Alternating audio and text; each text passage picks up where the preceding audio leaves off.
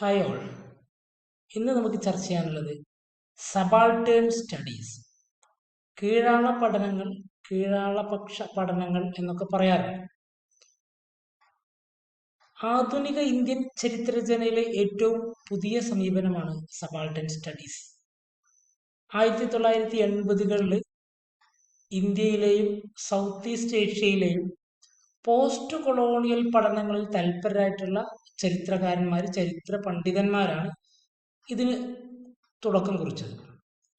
ഇത് കർഷകരുടെയും ഗോത്ര വിഭാഗങ്ങൾ, തൊഴിലാളി, ന്യൂനപക്ഷങ്ങൾ തുടങ്ങിയിട്ടുള്ള അവഗണിക്കപ്പെട്ടവരുടെ പ്രവർത്തനങ്ങൾക്കും ചിന്തകൾക്കും ഊന്നൽ നൽകുന്ന ഒരു ചരിത്ര സമീപനമാണ്.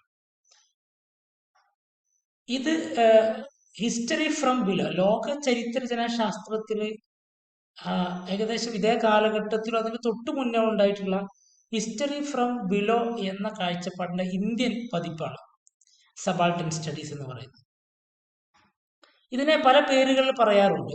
ഹിസ്റ്ററി ഓഫ് ഹിസ്റ്ററിലെസ് പീപ്പിൾ, ചരിത്രമില്ലാത്തവരുടെ ചരിത്രം, people's history, grass root history എന്നൊക്കെ പറയാറുണ്ട്.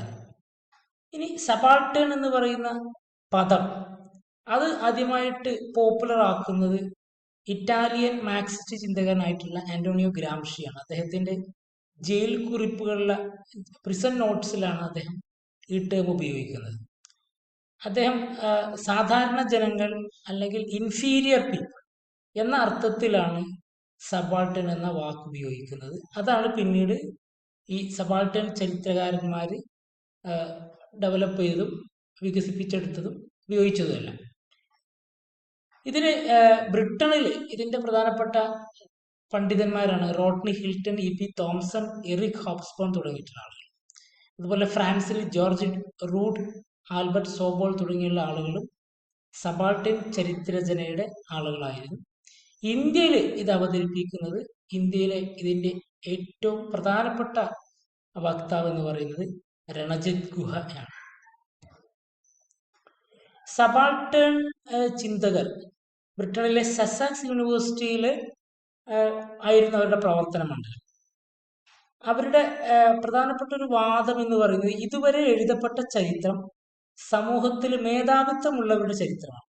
എന്നാൽ ഇനി എഴുതേണ്ടത് സാധാരണക്കാരുടെ ചരിത്രമാണ്. സാധാരണക്കാരുടെ ചരിത്രം രചിക്കുന്നതിനുള്ള സമയം സമാഗതമായി. അതാണ് ഈ സബാൾട്ടൻ ചരിത്രകാരന്മാർ ചെയ്യുന്നത്. ഇതിൽ ആദ്യത്തെ വോള്യൂം പ്രസിദ്ധീകരിക്കുന്നത് രണജിത് ഗുഹയാണ്. Subaltern studies first writings on south Asian history and society, 1982-83 ഇത് പ്രസിദ്ധീകരിക്കുന്നത്. ഇനി ഇന്ത്യൻ ദേശീയതയെക്കുറിച്ചുള്ള സബാൾട്ടൻ സ്റ്റഡീസിന്റെ കാഴ്ചപ്പാടുകളാണ്. ഇന്ത്യൻ ദേശീയ പ്രസ്ഥാനത്തെക്കുറിച്ച് ഒരുപാട് series of volumes subaltern studies പ്രസിദ്ധീകരിച്ചിട്ടുണ്ട്. ഇതിന്റെ ലക്ഷ്യം, ഈ സബാൾട്ടൻ സ്റ്റഡീസിന്റെ തന്നെ ലക്ഷ്യം ആദ്യത്തെ വോള്യൂമിൽ തന്നെ രണജിത് ഗുഹ പ്രസ്താവിക്കുന്നുണ്ട്. ഇന്ത്യൻ ദേശീയതയുടെ ഇതുവരെയുള്ള എഴുതപ്പെട്ട ചരിത്രം വരേണ്യവർഗ മേധാവിത്വ ചരിത്രമാണ്. അപ്പൊ ആ മേധാവിത്വം അല്ലെങ്കിൽ ആ വരേണ്യവർഗം എന്ന് പറയുന്നത് കൊളോണിയൽ വരേണ്യവർഗവുമുണ്ട്, ഇന്ത്യൻ വരേണ്യവർഗവുമുണ്ട്. ബൂർഷ്വാ എലൈറ്റും കൊളോണിയൽ എലൈറ്റും ഉണ്ട്. ഇവരുടെ ചരിത്രമാണ് ഇതുവരെ ഉണ്ടായിരുന്ന ചരിത്രം, മേധാവിത്വ ചരിത്രം. അപ്പൊ ഈ രണ്ട് വിഭാഗവും, രണ്ട് എലൈറ്റുകളും, കൊളോണിയൽ എലൈറ്റും ബൂർഷ്വാ എലൈറ്റും, രണ്ട് ബ്രിട്ടീഷ് ഭരണത്തിന്റെ ആശയപരമായ ഉൽപ്പന്നമായിട്ടാണ് ഇവർ കാണുന്നത്, സബാൾട്ടൻ ചരിത്രകാരന്മാർ കാണുന്നത്. അപ്പൊ ഈ ഒരു ചരിത്രം, ഇങ്ങനെ തയ്യാറാക്കിയ ചരിത്രം എന്ന് പറയുന്നത് ഇതൊരു മേലെ നിന്നുള്ള ചരിത്രം മാത്രമാണ്, അല്ലെങ്കിൽ ഒരു വൺ സൈഡഡ് ചരിത്രമാണ്, അല്ലെങ്കിൽ ബ്ലിങ്കേഡ് ഹിസ്റ്ററി എന്നൊക്കെ പറയാറുണ്ട്. അപ്പം അവർ മുന്നോട്ട് വെക്കുന്ന ഒരു വാദം, ഇന്ത്യൻ ദേശീയതയുടെ ചരിത്രം, ദേശീയ പ്രസ്ഥാനത്തിന്റെ ഒക്കെ ചരിത്രം പുനർരചിക്കണം എന്നാണ് അവർ മുന്നോട്ട് വെക്കുന്നത്. ആ പുനർരചിക്കുന്നതിന്റെ രീതിശാസ്ത്രമാണ് കൂടിയാണ് സബാൾട്ടേൺ എന്ന് പറയുന്ന ഒരു പെർസ്പെക്റ്റീവ്. ഇനി അവർ ഇന്ത്യൻ സമൂഹത്തിൽ രണ്ട് പ്രധാനപ്പെട്ട വിഭാഗങ്ങളുടെ രാഷ്ട്രീയം സൈദ്ധാന്തികവൽക്കരിച്ചിട്ടുണ്ട് എന്ന് പറയുമ്പോൾ എലീറ്റും സബാൾട്ടേൺ, പ്രധാനപ്പെട്ട രണ്ട് വൈരുദ്ധ്യങ്ങളുള്ളത് എലീറ്റും സബാൾട്ടേണും. എലീറ്റ് എന്ന് പറയുന്നത് വരേണ്യവർഗം എന്ന് പറയും. കുലീനവർഗം എന്നതിൽ ഇന്ത്യൻ കുലീനവർഗവും ഫോറിൻ കുലീനവർഗവും ഉണ്ട്, അല്ലെങ്കിൽ യൂറോപ്യൻ എലീറ്റും ഉണ്ട്. ഇവർ രണ്ട് ഭാഗവും ഒരു പക്ഷത്താണ്. ഇവർ രണ്ടുപോലും അടിച്ചമർത്തുന്നത് അല്ലെങ്കിൽ ഇവർ എതിർപക്ഷത്തുള്ള സബാൾട്ടേൺ ആണ്. അപ്പൊ ഇന്ത്യൻ എലീറ്റ് ക്ലാസ് അല്ലെങ്കിൽ ഇന്ത്യൻ എലീറ്റ് ക്ലാസ്സും വരേണ്യ യൂറോപ്യൻ എലീറ്റുമുള്ള എലീറ്റ് ക്ലാസ് അതിന്റെ പ്രവർത്തനങ്ങൾ അല്ലെങ്കിൽ രാഷ്ട്രീയം എന്ന് പറയുന്നത് നിയമ അനുശാസിക്കുന്ന തരത്തിൽ ഭരണഘടന അനുസൃതമായിട്ടുള്ള രാഷ്ട്രീയ പ്രവർത്തനമാണ് അവർ ചെയ്യുന്നത്. അത് വെർട്ടിക്കലാണ്. അത് വളരെ കൃത്യമായ പ്ലാനിങ്ങോടുകൂടെ കൃത്യമായി വികസിപ്പിച്ചെടുക്കുന്ന ആസൂത്രിതമായിട്ടുള്ള ഒരു രാഷ്ട്രീയ പ്രവർത്തനമാണ് എലീറ്റ് ക്ലാസ്സിലുള്ളത്. എന്നാൽ സബാൾട്ടേണിന്റെ രാഷ്ട്രീയ പ്രവർത്തനം എന്ന് പറയുന്നത് വയലന്റ് ആണ്, അക്രമാസക്തമാണ്, അതുപോലെ തന്നെ ദ്രുതഗതിയിൽ ഉണ്ടാകുന്നത്, സ്പോണ്ടേനിയസ് ആയിട്ട് ഡെവലപ്പ് ആകുന്നത്. അതിന് കൃത്യമായ പ്ലാനിങ്ങോ ഒന്നുമില്ല. അതുകൊണ്ട് തന്നെ അത് ഹൊറിസോണ്ടൽ ആണെന്നാണ് സബാൾട്ടൻ ചരിത്രത്തിന് മുന്നോട്ട് പോകുന്നത്. സബാൾട്ടൻ എന്ന് പറയുമ്പോൾ സാധാരണ ജനങ്ങളും അല്ലെങ്കിൽ കീഴാളരായിട്ടുള്ള ഡിപ്രസ്ഡ് ആയിട്ടുള്ള അടിച്ചമർത്തപ്പെട്ട വിഭാഗമാണ്. ഇങ്ങനെയുള്ള രണ്ട് വൈരുദ്ധ്യങ്ങൾ ഇന്ത്യൻ രാഷ്ട്രീയത്തിലുള്ളതായിട്ട് സബാൾട്ടൻ ചരിത്രകാരന്മാർ മുന്നോട്ട് വെക്കുന്നു. ഇവരാണ് പ്രധാനപ്പെട്ട സബാൾട്ടൻ ചരിത്രകാരന്മാര്. ഇത് ഒത്തിരിയധികം ചരിത്രകാരന്മാരുണ്ട്. പ്രധാനപ്പെട്ട കുറച്ച് ആളുകളുടെ മാത്രമേ ഇവിടെ പരിചയപ്പെടുത്തുന്നുള്ളൂ.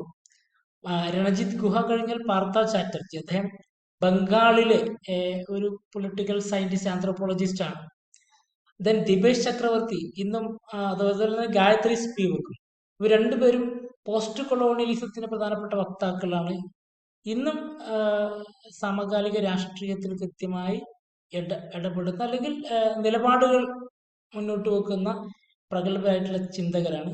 ഗായത്രി സ്പിവക്ക് അതിനകത്ത് സബാൾട്ടേൺ വിഭാഗത്ത് ജെൻഡർ ഹിസ്റ്ററി, സ്ത്രീപക്ഷ ഭാഗത്ത് കൂടുതൽ ഫോക്കസ് ചെയ്തുകൊണ്ട് രചനകൾ നടത്തുകയും ചിന്തിക്കുകയും ചെയ്യുന്ന ഒരാളാണ് ഗായത്രി സ്പിവക്.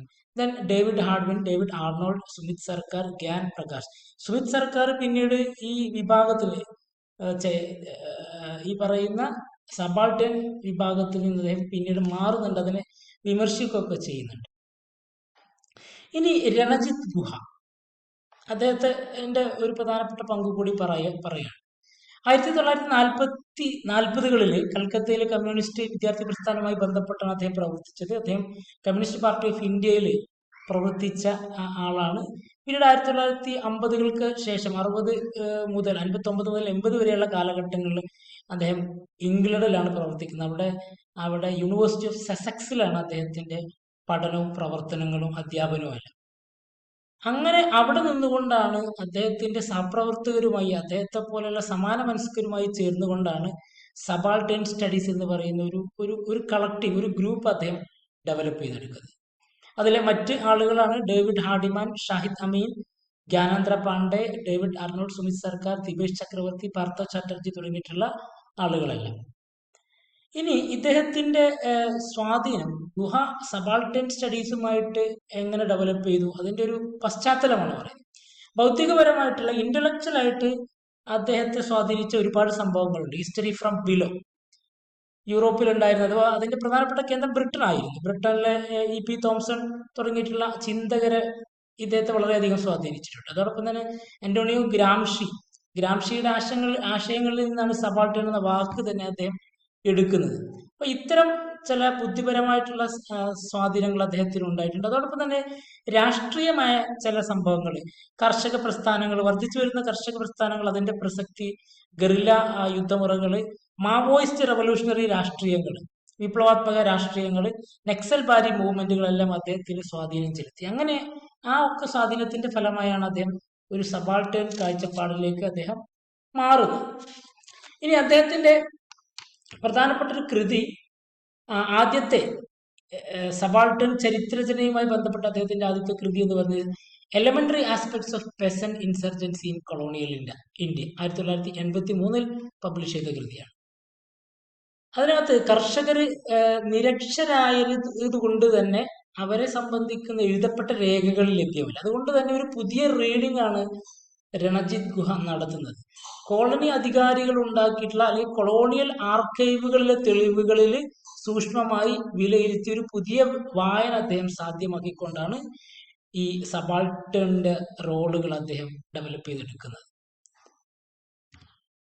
സബാൾട്ടേൺ സ്റ്റഡീസ് 1980-കളിൽ ആദ്യകാല സബാൾട്ടണിസ്റ്റുകളിൽ ഇന്ത്യൻ രാഷ്ട്രീയത്തിലെ 2 പ്രധാനപ്പെട്ട മണ്ഡലങ്ങൾ അടയാളപ്പെടുത്തിയിരുന്നു. അഥവാ എലീറ്റ് എന്നും സബാൾട്ടേൺ എന്ന് പറയും. ഈ യാഥാസ്ഥിക മാർക്സിസ്റ്റ് കാഴ്ചപ്പാടുകൾ നിലനിർത്തിയിരുന്ന വിശ്വസിച്ചിരുന്ന ഒരു കാഴ്ചപ്പാട് എന്ന് പറയുന്നത് ഈ കർഷക പ്രസ്ഥാനങ്ങളിലേക്ക് പ്രധാനപ്പെട്ട കാരണം സാമ്പത്തികമായിരുന്നു എന്നുള്ളതാണ്. അതിൽ നിന്ന് വിഭിന്നമായി സാമ്പത്തികം മാത്രമല്ല മറ്റു ധാരാളം കാരണങ്ങൾ അതിനുണ്ട് എന്ന് മനസ്സിലാക്കുന്നതും അത് മുന്നോട്ട് വെക്കുകയും ചെയ്യുന്നത് ആദ്യകാല സബാൾട്ടേൺ ചരിത്ര രചയിതാക്കളാണ്. അതോടൊപ്പം തന്നെ ഈ കോളനി വിരുദ്ധ സിദ്ധാന്തങ്ങൾ, ഈ പോസ്റ്റ് കൊളോണിയൽ അല്ലെങ്കിൽ ആന്റി കൊളോണിയൽ ആയിട്ടുള്ള സിദ്ധാന്തങ്ങളാണ് മാർക്സിസ്റ്റ് നാഷണലിസ്റ്റ് ചരിത്രരചനയല്ല. അതിനെയെല്ലാം പ്രശ്നവൽക്കരിക്കുകയും അതിന്റെ പോരായ്മ വിലയിരുത്തുകയും അതിനെ വിമർശിക്കുകയും ചെയ്തിട്ടുണ്ട് സബാൾട്ടേൺ ചരിത്രരചന. പ്രധാനപ്പെട്ട ഡോമിനന്റ് അല്ലെങ്കിൽ മാർക്സിസ്റ്റ് നാഷണലിസ്റ്റ് കാഴ്ചപ്പാടുകളിലെ പ്രധാനപ്പെട്ട കാഴ്ചപ്പാടുകളിലെല്ലാം ഇവർ വിമർശിക്കുന്നുണ്ട്.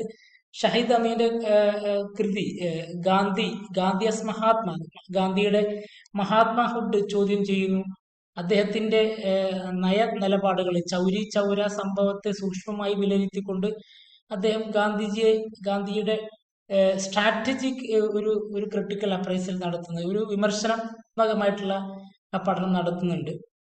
അതോടൊപ്പം ഇന്ത്യൻ നാഷണൽ കോൺഗ്രസിന്റെ പ്രവർത്തനങ്ങൾ വിമർശനത്തിന് വിധേയമാക്കുന്നു. ഇന്ത്യൻ ദേശീയത, ഇന്ത്യൻ വരേണ്യരും യൂറോപ്യൻ വരേണ്യരും തമ്മിലുള്ള ഒരു പ്രശ്നമായിട്ട് വിലയിരുത്തിയിട്ടുണ്ട്.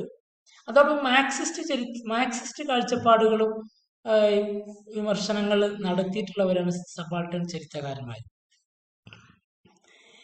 അതോടൊപ്പം ഈ സബാൾട്ടേൺ ചരിത്രരചനയും ചില പോരായ്മകളുണ്ട്.